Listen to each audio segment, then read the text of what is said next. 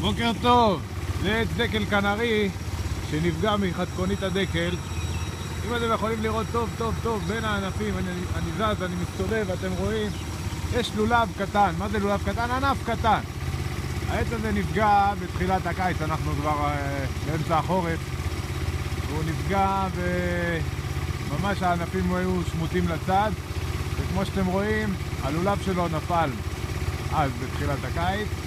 באנו וטיפלנו בו מספר פעמים, ועכשיו, כמו שאתם רואים, יש ענף קטן שיוצא, שימו לב, בין הענפים, יוצא החוצה ומתחיל לפרוח. זאת אומרת, פריחה חדשה של העץ. זאת אומרת שהצלחנו להציל את העץ. אז לא למהר ולשאר להתחיל לקרות שהלולב נופל.